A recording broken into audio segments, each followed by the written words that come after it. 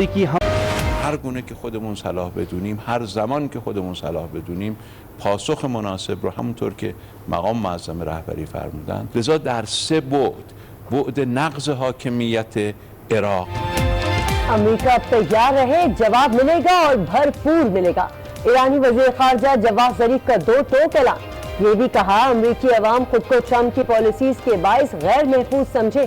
کشیدہ صورتحال پر قطری وزیر خارجہ ایران پہنچ گئے، ہم منصب کے ساتھ اہم بیٹھک لگائی۔ جواد ظریف نے ترک، چین اور تاجک ہم منصبوں سے بھی رابطہ کر کے موجودہ صورتحال پر اعتماد میں لے لیا۔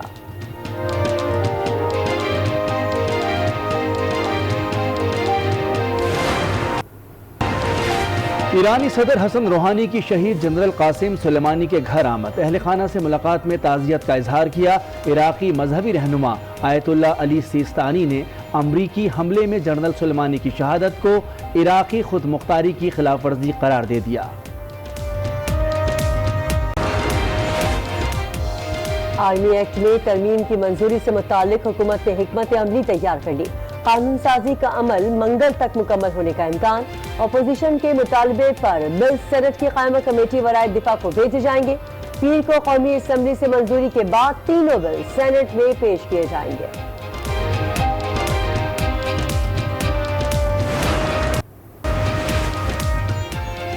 جعلی اسمبلی سے قومی اہمیت کے حامل ایکٹ کی منظوری کی اجازت نہیں دے سکتے۔ مولانا فضل الرحمان کی تنقید، کہا مسلم لیگ نون کو اتنے اہم فیصلے پر تمام اپوزیشن کو ایک پلیٹ فارم پر اکٹھا کرنا چاہیے تھا، لیکن اس نے اس کے برعکس یک طرفہ فیصلہ کر دیا۔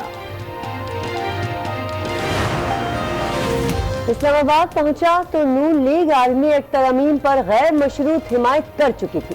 بلاول بھٹو کا ٹویٹ، لکھا پی ٹی آئی اور نون لیگ نے پارلیمانی قواعد کو نظر انداز کیا، دونوں جماعتیں بلز کمیٹی کو نہ بھیجنے کا فیصلہ بھی کر چکی تھی۔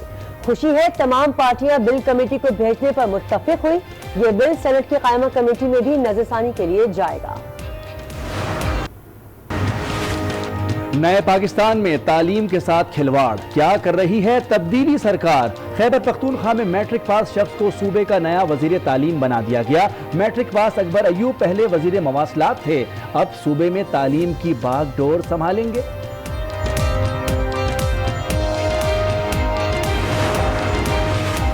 وزیر اطلاع خیبر پختونخوا میٹرک پاس وزیر تعلیم کا دفاع کرنے لگے، انوکھی منطق پیش کی، کہا اکبر ایوب اچھے بزنس مین ہیں، انگریزی بھی اچھی بول لیتے ہیں، تعلیم کم صحیح مگر وزارت چلانے کی صلاحیت رکھتے ہیں، ماضی میں پرائمری تعلیم یافتہ بھی وزیر تعلیم رہے ہیں۔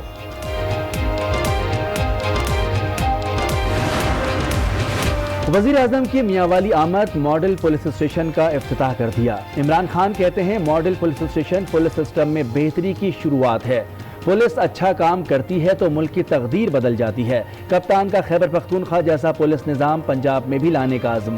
وزیر اعظم نے میاں والی میں Namal university I T lab کا بھی افتتاح کر دیا۔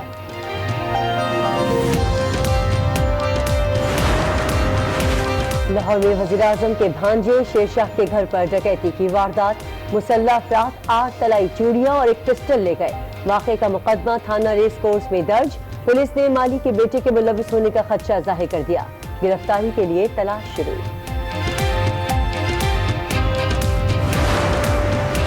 نیو ایئر نائٹ پر ہونے والی ہوائی فائرنگ سے ہلاکتوں کا سلسلہ نہ رک سکا۔ لاہور میں زخمی 13 سالہ بچی میو اسپتال میں دم توڑ گئی۔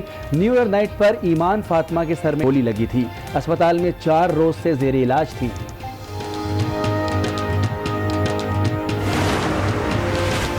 سکھر کے اسٹیشن روڈ پر گرنے والی عمارت سے آج مزید 2 لاشیں نکال لی گئی۔ حادثے میں جاں بحق افراد کی تعداد 9 ہو گئی۔ منہدم عمارت کا ملبہ ہٹانے کا کام تاحال جاری۔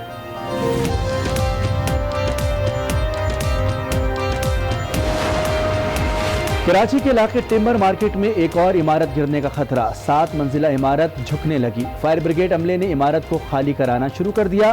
متاثرہ عمارت میں 6 فلیٹس اور 2 گودام قائم ہیں۔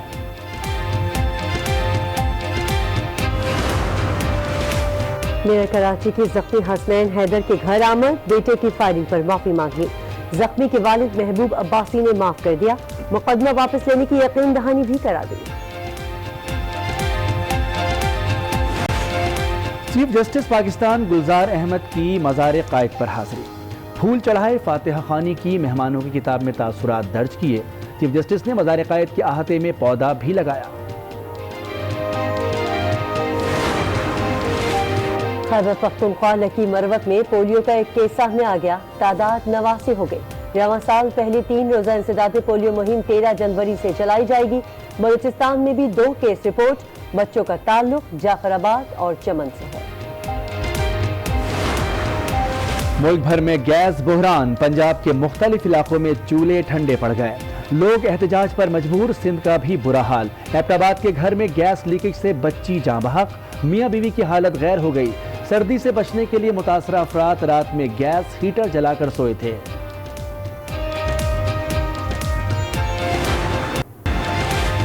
ملک بھر میں موسم کے سخت تیور، جاڑی نے دھوم مچا دی۔ سندھ کے میدانی اور پنجاب کے مختلف علاقوں میں دھند، بالائی علاقوں میں سفیدی ہی سفیدی۔ خیبر پختونخوا شدید سردی کی لپیٹ میں، پہاڑی علاقوں میں برف باری، اپر دیر کے علاقے ڈوگ درہ اور شیری درہ میں کوہسار سفید ہو گئے۔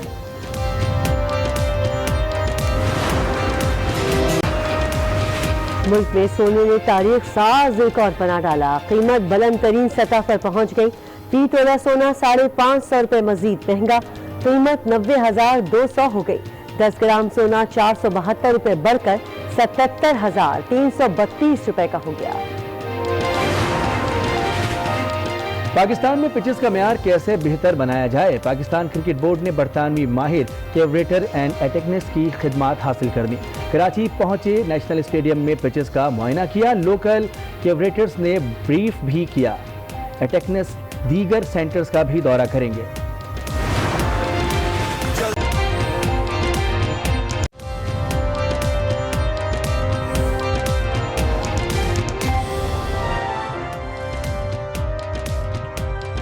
السلام علیکم، آج 9 بجے میں آپ کو خوش آمدید کہیں گے۔ میں ہوں کرن رضوی اور میں ہوں مونس رضا۔ ہیڈ لائنز آپ نے ملاحظہ کی، بلیٹن کا آغاز کریں گے۔ بغداد حملے کے بعد مشرق وسطیٰ میں ٹینشن سے، امریکی حملے میں ایرانی جنرل قاسم سلیمانی کی شہادت کے بعد فضا تناؤ کا شکار ہے۔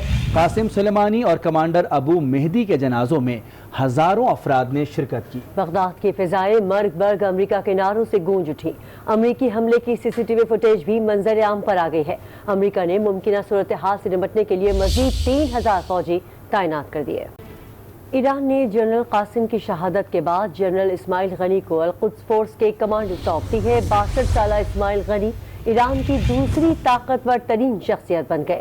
آیت اللہ خامنائی کا کہنا ہے کہ جنرل اسماعیل ایران کے بہترین کمانڈر ہیں۔ ایران نے جنرل قاسم کی شہادت کے بعد جنرل اسماعیل غنی کو القدس فورس کی کمانڈ سونپ دی۔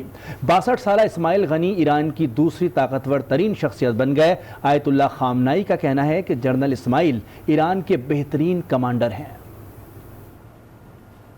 قاسم سلیمانی کو مارنے کا فیصلہ جنگ روکنے کے لیے کیا، نہ کہ جنگ شروع کرنے کے لیے۔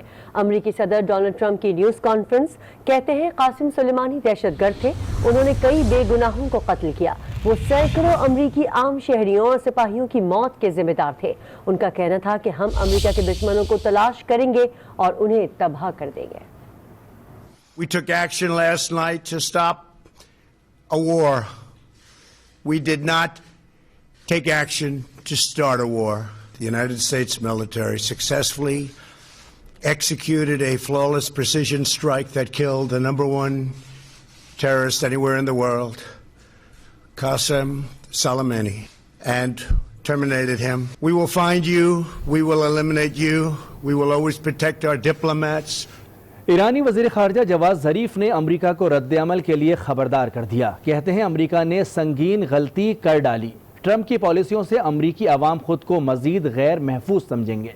جواد ظریف کا 2 ٹوک اعلان۔ هر گونه که خودمون صلاح بدونیم، هر زمان که خودمون صلاح بدونیم، پاسخ مناسب رو همونطور که مقام معظم رهبری فرمودن، لذا در 3 بعد نقض حاکمیت عراق، بعد نقض قوانین بین المللی۔ سرکاری ٹی وی کو انٹرویو میں جواد ظریف کا کہنا تھا کہ ٹرمپ کی پالیسیوں سے امریکی عوام خود کو مزید غیر محفوظ سمجھیں گے، و بعد جریحه دار کردن احساسات کل این منطقه آمریکایی ها، همه اینا نشون میده که مردم آمریکا احساس ناامنی بیشتر میکنن امروز. حتما این اقدام آقای ترامپ باعث نشده که مردم آمریکا احساس بکنن امنن. کشوری که احساس میکنه با زورمداری و با قلدری. کشیدہ صورتحال کے بعد قطری وزیر خارجہ محمد بن جاسم الثانی تہران پہنچے، جہاں ایران اور قطر کے وزرائے خارجہ کے درمیان اہم